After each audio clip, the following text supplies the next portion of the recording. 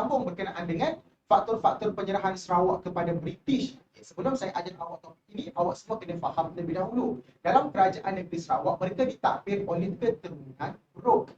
Kita bermula dengan James Brooke, kita gerak kepada Charles Brooke, yang terakhir kita ada Charles Vyner Brooke. Bila ketika mana Charles Vyner Brooke mentadbir negeri Sarawak, Jepun datang menyerang, menyebabkan dia kalah dan maka Jepun mentadbir Sarawak. Bila Jepun dah keluar daripada Sarawak, British mahu Charles Vyner Brooke serahkan Sarawak kepada British. Jadi yang awak nampak dekat hadapan ini merupakan 3 sebab kenapa British perlu mendapatkan negeri Sarawak. Sebab yang pertama adalah masalah pewarisan takhta yang berlaku dalam kerajaan Sarawak pada ketika itu.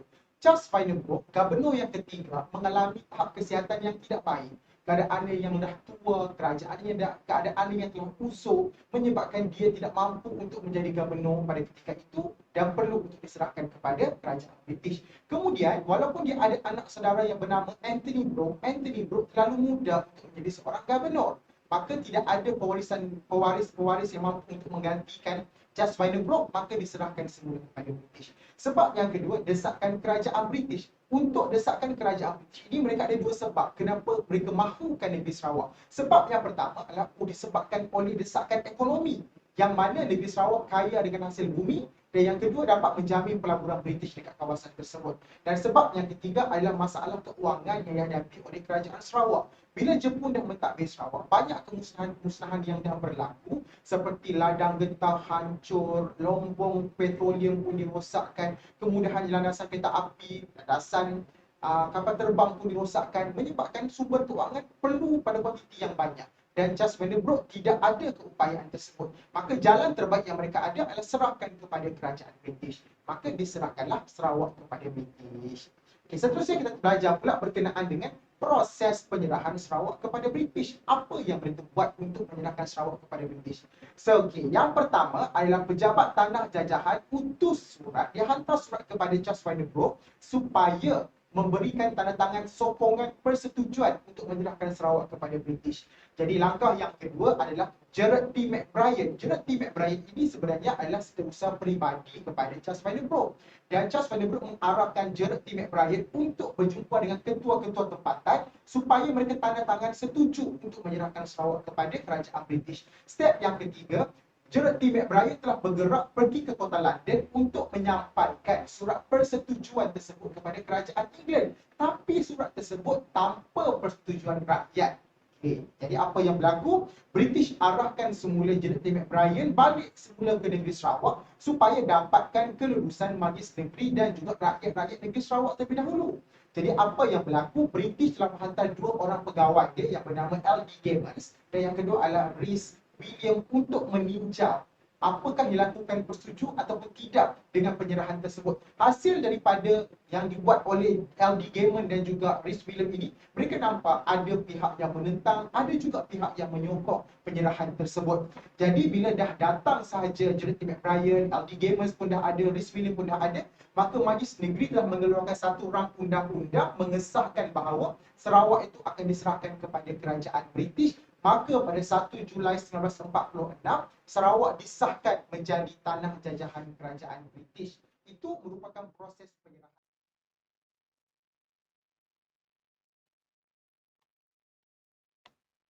Okay, baiklah pelajar. Sekarang kita akan tengok pula berkenaan dengan apakah penduduk Sarawak itu tidak bersetuju dengan penyerahan ini.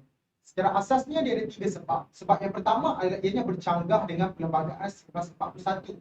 Pada waktu ini, kerajaan Charles Vyner Brooke dia pernah menjanjikan untuk memberikan kemerdekaan kepada Sarawak melalui Perlembagaan 1941. Tapi tak dilaksanakan sebab Jepun dah menyerang kerajaan Sarawak. Bila dah kalah Jepun, Sarawak diserahkan kepada British, macam mana nak dijayakan Perlembagaan 1941 ni? Maksud dia, lagi lambatlah Sarawak nak merdeka. Maka rakyat Sarawak menentang penyerahan ini. Sebab yang kedua adalah mengetepikan wasiat Charles Brooke. Maksud mengetepikan Charles Brooke ini adalah mereka diminta untuk meneruskan legasi pemerintahan keluarga Brooke. Dan pada waktu ini Charles Vyner Brooke tidak berbincang dengan Tuan Muda, dengan Raja Muda Sarawak, menyebabkan mereka marah bahawa ianya akan ditadbir oleh kuasa British pada ketika itu. Sebab yang ketiga adalah tipu muslihat. Maksud tipu muslihat ini adalah tindakan Gerard T. McBrien pada waktu itu yang mendapatkan tanda tangan sokongan melalui tipu muslihat, yang mana mereka tidak diberikan masa yang cukup untuk berbincang, terus dipaksa untuk tanda tangan bersetuju. Jadi maka tiga sebab ini menyebabkan rakyat Sarawak menentang proses penyerahan tersebut. Baiklah, sekarang kita akan tengok pula berkenaan dengan bentuk penentangan penduduk tempatan. Apa yang penduduk Sarawak buat untuk melawan penyerahan tersebut?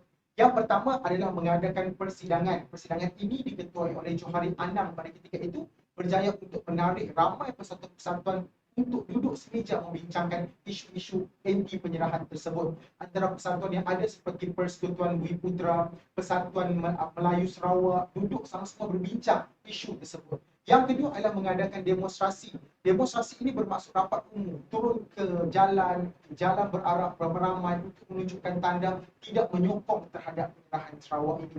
Dan yang hebatnya, demonstrasi ini berjaya untuk menarik sehingga 16 persatuan yang turut sama memberi tenaga untuk melawan penyerahan tersebut. Seterusnya adalah meletak jawatan beramai-ramai. Pada waktu ini, British sedar antara golongan yang paling banyak menentang penyerahan tersebut terdiri daripada golongan kekitangan awam negeri.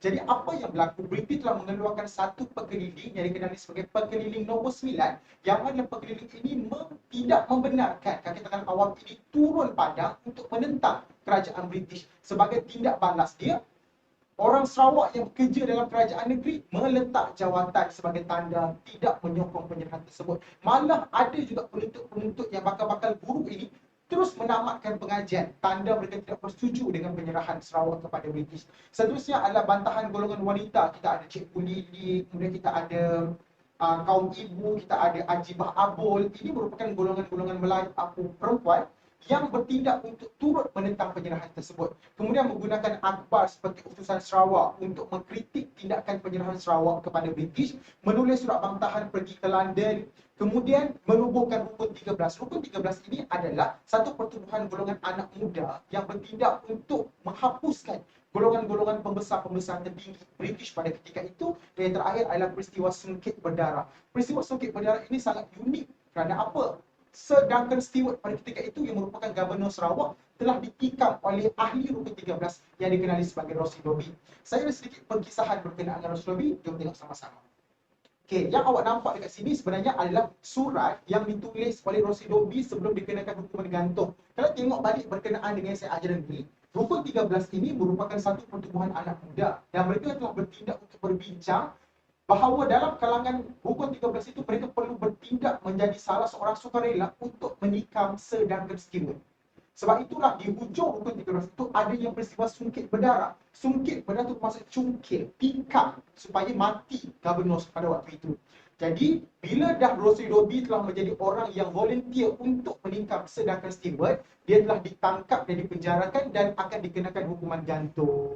Jadi ini yang awak nampak ini sebenarnya surat original handwriting, tulis tangan Rossi Dobi sebelum dia digantung oleh kerajaan British pada ketika itu. Awak bacalah kan. Okay, contoh ayat ini, selamat berpisah ananda ucapkan di atas kematian ananda yang dahsyat itu. Ini merupakan surat yang ditulis oleh Rossi Dobi. Okey, yang awak nampak di depan ini merupakan pisau dan juga baju yang dipakai oleh Rossi Dobi untuk menikam Sir Duncan Stewart. Dan pisau ini merupakan pisau tradisi masyarakat Melanau yang dikenali sebagai pisau badik. Okey, ini menarik bagi saya. Sebab apa? Baju yang dipakai Rossi Dobi itu ditulis dan dijahit penuh dengan ayat-ayat Al-Quran. Kita nampak kat sini lah, perjuangan Rossi Dobi itu adalah demi agama dia, demi negara dan demi bangsa.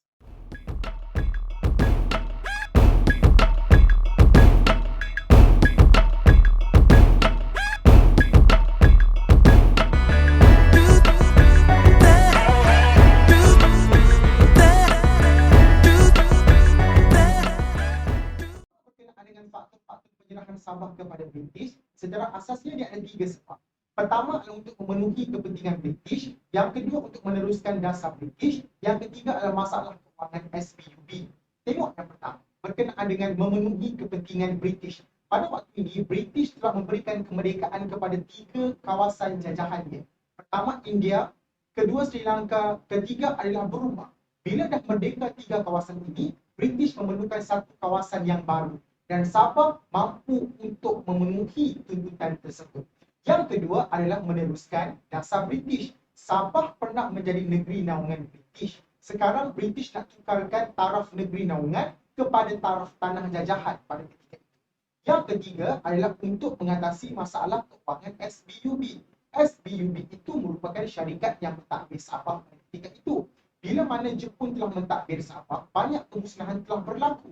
Untuk betulkan balik, SBUB tidak mencukupi duit. Jadi langkah terbaik yang ada, serahkan Sabah kepada British. Sekarang tengok pula berkenaan dengan reaksi penduduk Sabah terhadap penyerahan ini. Secara asasnya penduduk Sabah tidak melaksanakan sebarang bentuk penentangan. Kerana apa? Dua sebab. Pertama, British menindas kegiatan berpersatuan. Sebab yang kedua adalah kepentingan sosio-ekonomi yang perlu ada dalam kerajaan Sabah. Okay, yang pertama adalah British telah menindas kegiatan berpersatuan. Ada banyak persatuan yang ada di Sabah. Antaranya seperti Barisan Pemuda Sabah, BARIK, kita ada Parti Kebangsaan Melayu Labuan PKML. British telah melumpuhkan kegiatan berpersatuan dalam kerajaan Sabah dengan cara menghantar balik ke Indonesia. Ada yang ditukarkan kawasan pentadbiran, ada yang dinaikkan pangkat. Bila tidak ada perkembangan kegiatan persatuan dalam negeri Sabah, rakyat Sabah tidak ada satu saluran khusus untuk melaksanakan penentangan. Maka tidak berlaku penentangan tersebut. Sebab yang kedua adalah kepentingan sosio-ekonomi. Dengan beranggapan sekiranya British mengambil alih kerajaan Sabah daripada SPUB, rakyat Sabah mampu untuk melibatkan diri dalam kegiatan pentadbiran kerajaan pada ketika itu, mampu untuk melibatkan dalam kegiatan perdagangan, dalam kegiatan perniagaan, maka mereka tidak mahu untuk menentang penyerahan tersebut. Okay, seterusnya adalah dapat membangunkan Sabah setelah Sabah dihancurkan oleh tentera Jepun. Untuk bangunkan Sabah, SBUB tidak ada sumber kewangan yang cukup. Maka bila Sabah diambil alih oleh kerajaan British, maka British mampu untuk membantu Sabah memulihkan kerosakan-kerosakan yang berlaku selepas tamat sahaja pendudukan Jepun dekat kerajaan Sabah pada ketika itu. Okay, baiklah pelajar semua. Sekarang kita telah selesai untuk bab 4. Secara asasnya, saya ulang sikit lagi, dalam bab 4 ni kita belajar 3 perkara. Pertama adalah berkenaan dengan pembentukan gagasan Malayan Union, yang kedua penyerahan Sarawak kepada British, dan yang ketiga adalah penyerahan Sabah kepada British. Sebarang permasalahan, sila refer balik kepada saya. Saya cuba bantu mana yang boleh. Sekian, terima kasih.